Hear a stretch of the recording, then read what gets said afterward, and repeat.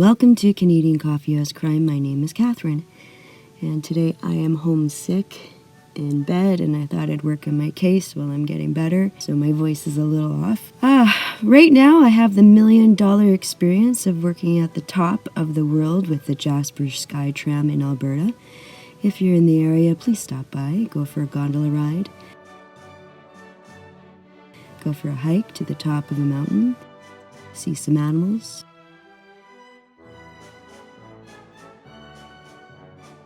enjoy a drink, and maybe some lunch with us and say hi. If you're scared of heights, although it's probably not for you. I thought I would cover all the little stories from the haunted stamp and coin collection that the Canadian Mint put together in 2015. Today's story is The Lady in Grey from the waterfront of Halifax, Nova Scotia at the Army Museum's Citadel. Halifax, Nova Scotia was founded in 1749 by the British.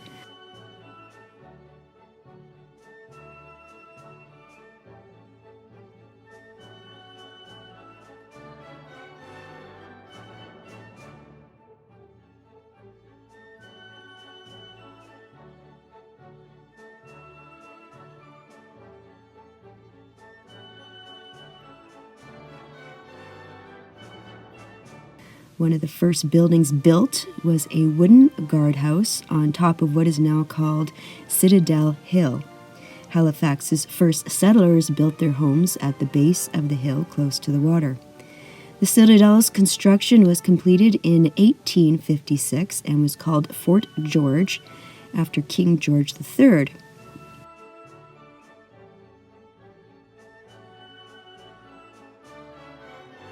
You can check out George and Charlotte's story on Netflix, Bridgerton. It was built into a star shape to give the soldiers sweeping arcs of fire. An arc of fire is a personal space a soldier can shoot between without hurting his fellow soldiers next to in a crossfire. For example, I would tell the soldier next to me I'm going to shoot between that tree on my right and that tree on my left. The soldier on my left would shoot between the tree on my left and another marker of his choice on his left, and so on. Soldiers were able to point cannons and muskets from every angle of its walls so meticulously that no one dared to attack the Citadel. The 78th Infantry Highlanders Unit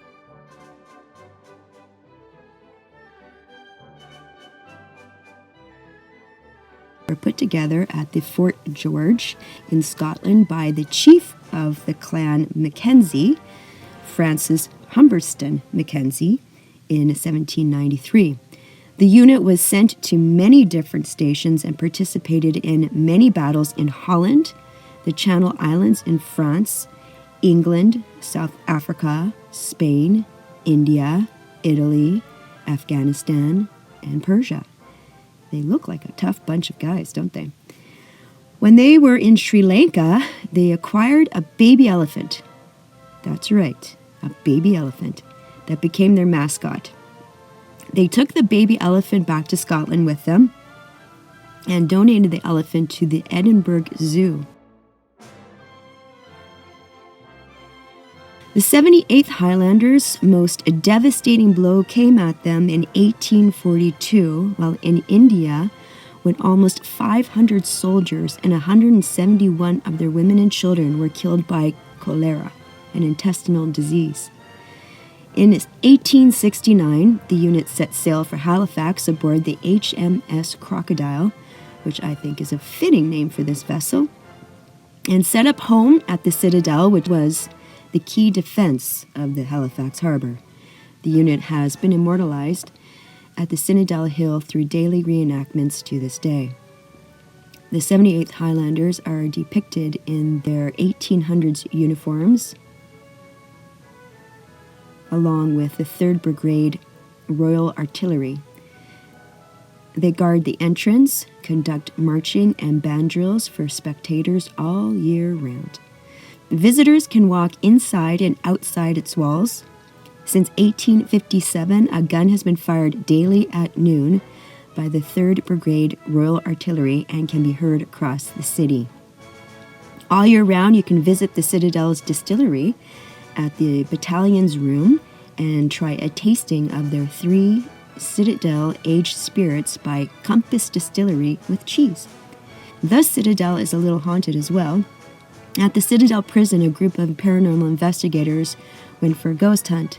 They were standing in front of a prison cell. They looked in a window and saw a soldier carrying a cannonball back and forth from one side of the cell to the other. The investigators thought they were looking at a costume staff reenactor. They went into the cell to talk to him. The man disappeared. Now for what all of you have been patiently waiting for, the story behind the Lady in Grey. In the year 1900, a woman named Cassie Allen met and fell in love with a sergeant stationed at the Citadel. They were engaged to be married. All was going well, except for one minor detail.